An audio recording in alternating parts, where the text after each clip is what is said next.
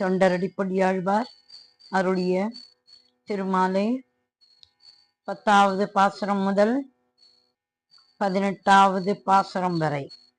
ராகம் பந்துவராளி. நாட்டின் தெய்வம் எங்கும்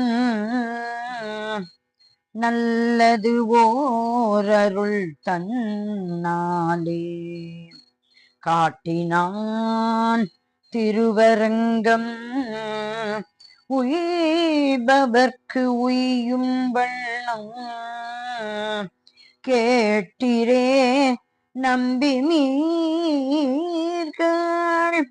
கருட வாகனனும் நிற்க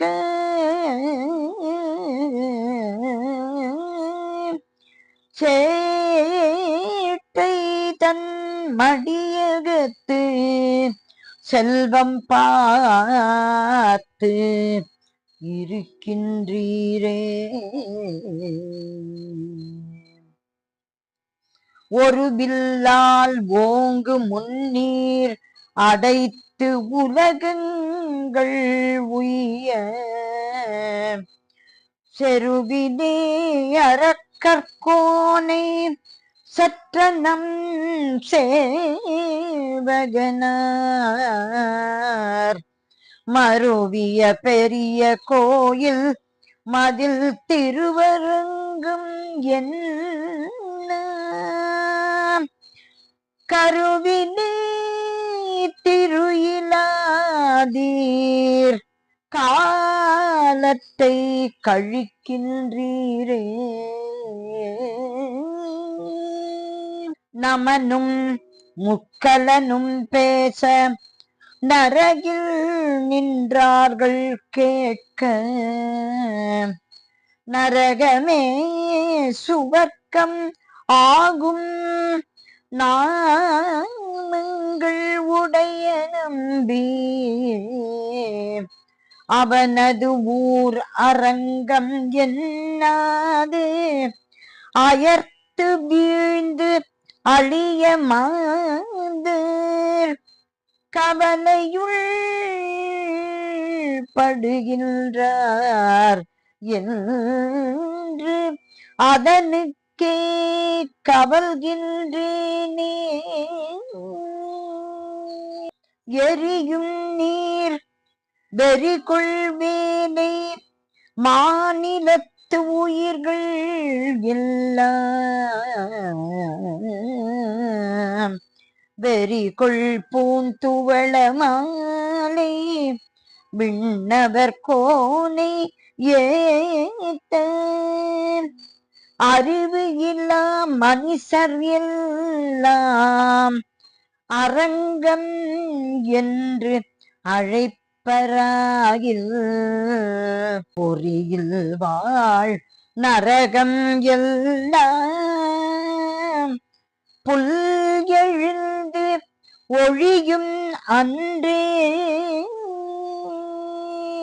வண்டினமுரலும் சோலை இலினம் ஆடும் சோலை கொண்டல் மீது அணவும் சோலை குயிலினம் கூவும் சோலை அண்டர்கோணமரும் சோலை அணி திருவரங்கம்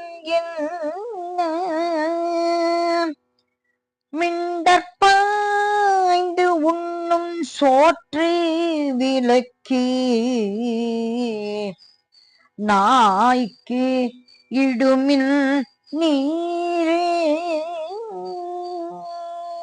மெய்யற்கே மெய்யனாகும் விதியிலா என்னை போல பொய்யற்கே பொய்யனாகும் புட்கொடி உடைய கோமான்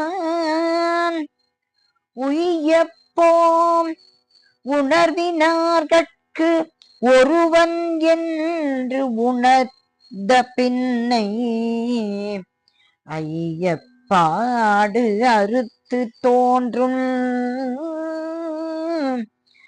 அழகன் ஊர் அரங்கம் அன்றே.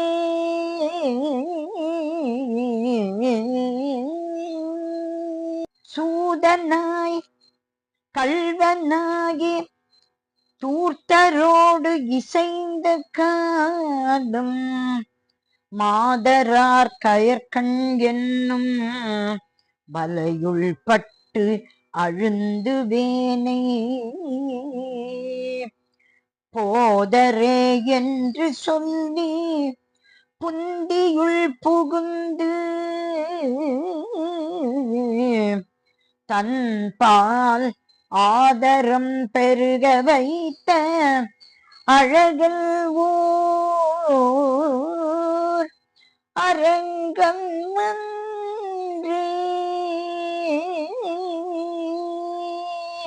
விரும்பி நின்று ஏத்த மாட்டேன் விதியிலேன் மதி ஒன்று இல்லை இரும்பு போல் வலிய நெஞ்சம் இறை இறை உருகும் வண்ணம் சுரும்பு அமர் சோலை சூழ்ந்த அரங்கமா கோயில் கொண்ட கரும்பினை கண்டு கொண்டு என் கண்ணினை கழிக்குமா ரே